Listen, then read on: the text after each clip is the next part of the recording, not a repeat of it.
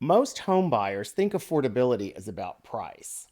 In reality, it's shaped by a set of systems most people never see, and that's where confusion starts. I'm George, and this is Distinctive Living, where we talk about how homes actually work and what ownership looks like beyond the listing price.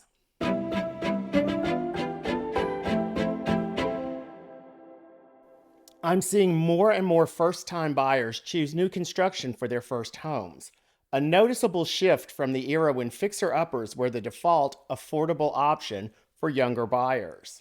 When I bought my first house in 1994, it was a fixer upper at the very edge of what was then considered the Heights, before gentrification reached that far. It was all I could afford at the time, so I renovated it. Twice. That's a story for another day, but let's just say that path worked for me back then. At the time, older homes near the city offered affordability in exchange for effort. New construction, on the other hand, was either high-end urban infill or large suburban homes built far from the city where long commutes were the price of space and modern features.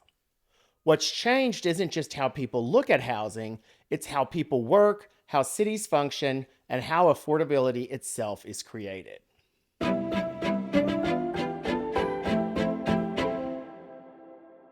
So, what is affordable housing?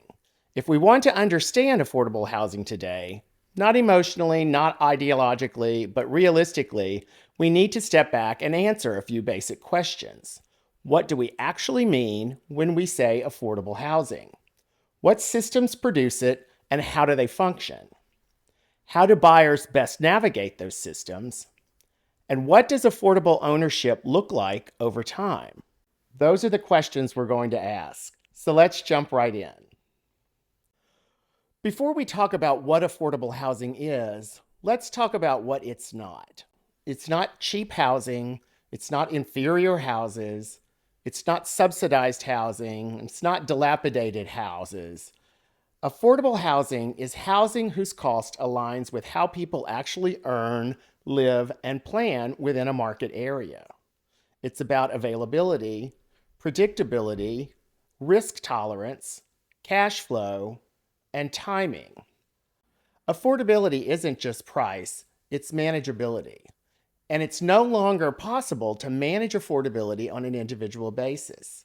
The best we can hope for is to manage our position within a complex system. So let's talk about those systems, the people and industries that operate within them, and how they work. Not perfectly, not evenly, not always fairly, but deliberately. Let's be clear, those systems don't exist to solve affordability as a moral, political, or societal problem. They exist to solve it as a logistical and financial one. They exist within and because of our free market economy. They operate through access to land, through economies of scale, through repetition, and through predictable outcomes. Not perfect outcomes, predictable ones. We'll explore the systems to gain an understanding of how affordability is created and how it's changed over the years. It's a complex interplay of financing, labor, infrastructure, and consumer demand. When they align successfully, families are housed, communities are built, and generational wealth is formed.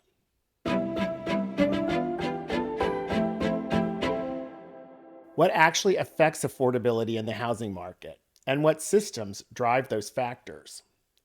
Affordability doesn't change randomly. It responds to a handful of pressures that tend to move together. One of the biggest is land. Affordable housing almost always follows affordable land. When land closer to city centers becomes scarce or expensive, affordability doesn't disappear, it relocates. Builders seek out land that can still be acquired in large swaths, and buyers follow what they can still manage financially. Another major factor is the builder's economy of scale. Large-scale building reduces costs through repetition. Plans are reused, materials are ordered and delivered in bulk, crews move efficiently from site to site. Processes and decisions are standardized. That efficiency doesn't make housing perfect, but it does make it predictable. And predictability is a key ingredient in affordability. Labor and materials matter too. Let's take the old gold standard for affordability, the fixer-upper. Renovation depends on individual job sites far apart from each other. It requires job-specific work, specialized trades, daily decision-making, and unpredictable timelines. That makes costs volatile and hard to predict. New construction is built around systems designed to limit that volatility by coordinating labor and materials across hundreds of homes, all located on adjacent job sites. Financing plays a role as well. For most large builders, financing is often bundled into the product itself, along with administration, legal work, document filing, and other items that would appear as fees in other transactions. That can make monthly numbers look palpable when interest rates are high because risk is spread and timelines are controlled. It's not magic, it's packaging. And finally, there's the trade-off. In the past, affordability often meant compromising on condition. Today, it more often means compromising on location. Distance has replaced disrepair as the price of entry. None of this is accidental. It's all driven by a free market economy. These systems exist because they create predictable affordability at scale. Not perfectly and not for everyone, but consistently enough to keep access open where individual efforts alone no longer can. That's why new construction is currently where affordability lives now for many buyers.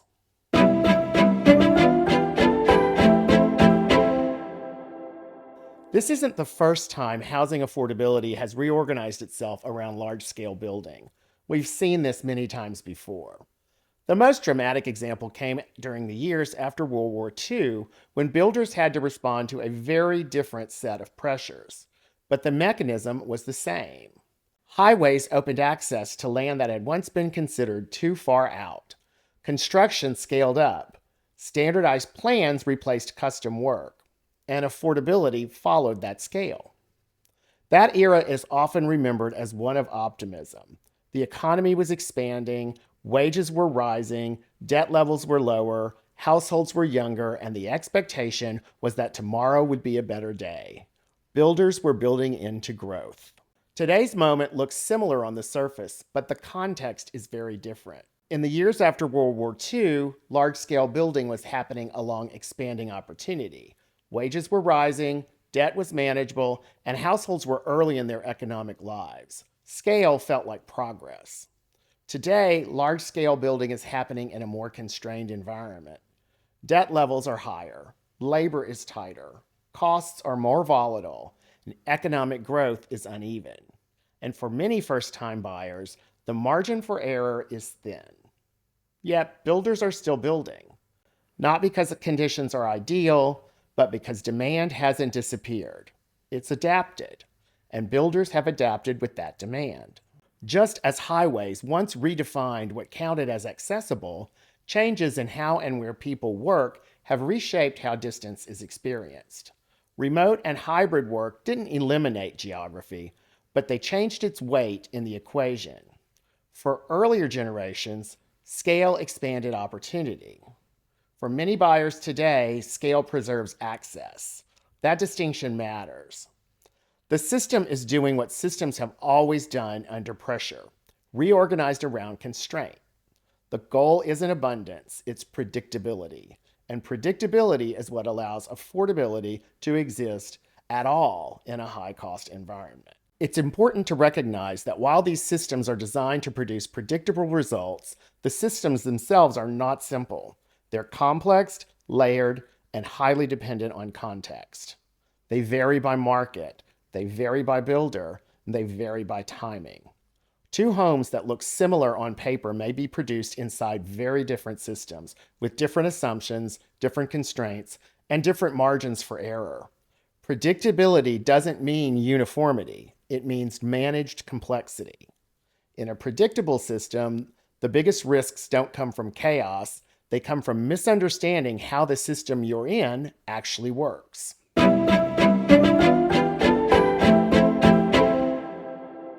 Once you understand that affordability today is created by predictable systems, and that those systems are complex and vary by market, The next question becomes how buyers navigate them. Much of that confusion begins with language. In new construction, buyers are typically introduced to a sales representative early in the process. That person becomes the primary point of contact, explaining options, timelines, pricing structures, and next steps. The relationships often feel personal, helpful, and reassuring, because they are. But that title causes some common misunderstanding. Builder sales representatives are employees of the builder, not agents of the buyer. Their frame of reference comes from their employment role inside the builder's organization, not from a duty owed to the buyer. Any agency they exercise is limited and implied solely for carrying out the builder's established processes. Their responsibility is to the builder to present approved options, follow pricing rules, move contracts through the system, and ensure the builder's requirements are met. That doesn't make the role misleading or adversarial. It makes it administrative. Buyer agency serves a different function. A buyer's agent is not embedded in the builder's system. Their responsibility is not to administer it, but to independently evaluate it, to explain where discretion exists and where it does not, to identify risks that fall outside the sales process, and to help buyers understand how today's decisions affect tomorrow's outcomes. Both roles may provide information, but only one carries responsibility for the buyer's interests. Some people may assume that helpful access equals advocacy. In reality, systems are designed to operate smoothly in the aggregate, not to protect individual outcomes. Builder systems are not designed to deliver the best possible outcome for every buyer. They're designed to deliver consistent, predictable, and scalable outcomes across thousands of homes. That distinction matters. Good enough doesn't mean careless or low quality. It means optimized for efficiency. Standardized options, fixed timelines, pre-negotiated pricing, and streamlined decision paths that work for most buyers most of the time. The challenge for buyers is that value doesn't always live where the systems are optimized. Some value lives inside the builder's system, in incentives, in timing, lot selection, upgrade trade-offs, or financing structures that are easy to miss if you don't know where discretion exists. Other value lies outside the builder's system, in inspections, contract terms, long-term operating costs, resale implications, and risk mitigations that the system does not evaluate for. Maximizing value requires understanding both of these variables. This is where buyer agency becomes practical. A buyer's agent helps identify where the builder's system is flexible and where it's not, which choices meaningfully affect long-term value versus cosmetic appeal, which protections must be added externally because the system assumes compliance, not optimization. In a system designed to deliver good enough, the best outcomes don't come from resisting the system. They come from knowing how to use it and when to step outside of it. In a system designed to produce consistent, code-compliant homes at scale, inspections often feel redundant to buyers. After all, the home is new, and it's been built under modern building codes. It has passed mutual inspections. In many cases, buyers are told, explicitly or implicitly, that everything has already been checked. This is where another common misunderstanding arises. Throughout construction, different parts of the home may be inspected at different moments, by the builder, by trades, or by local authorities. Critical checkpoints are typically reviewed. Major systems are signed off. The process is structured to ensure the home can move forward. But those reviews are partial by design. They don't involve an exhaustive top-to-bottom evaluation of the home as a complete system.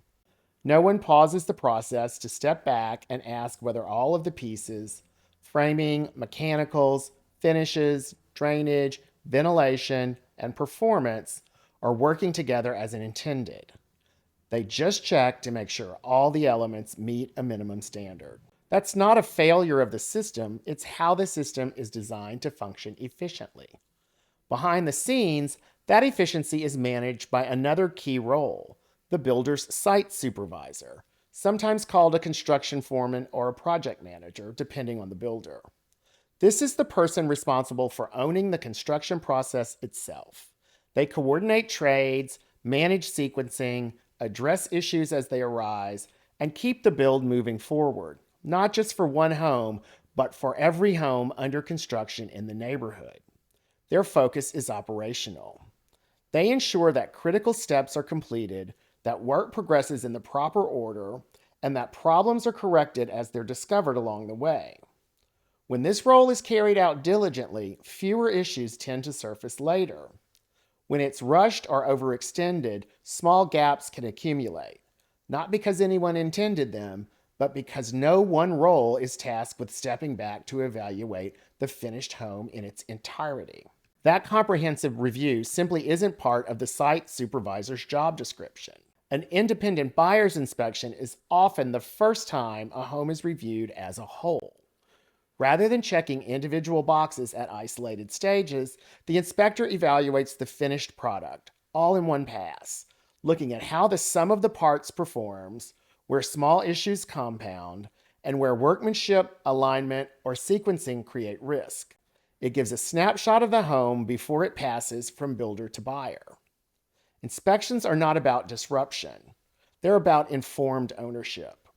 In a process optimized for speed and consistency, inspections gives buyers the opportunity to review the entire process, see the full picture, and address issues before they accept responsibility for the home as delivered.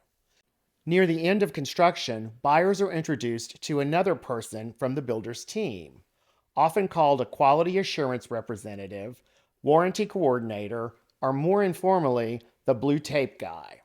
It's another person who will feel like they've got your back, and in many ways they do. They walk the home with you, listen to concerns, and help translate both your observations and any inspection findings into a list of items the builder agrees to address before closing. They want to ensure you're happy with your finished home. Their support, however, operates within the builder's rules, standards, and timelines. They can help ensure that identified deficiencies are corrected as promised, but they cannot independently expand what the builder defines as acceptable or required. When buyers understand this, the blue tape walk becomes what it's meant to be, the final opportunity to confirm that issues already identified, particularly through inspection, have been addressed, rather than substitute for an evaluation itself.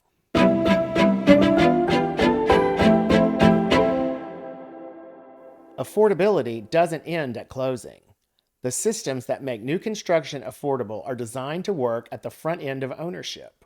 Predictable pricing, controlled costs, standardized financing, and a clear path to purchase. But affordability doesn't end at closing. It evolves over time. Ownership introduces a different set of realities.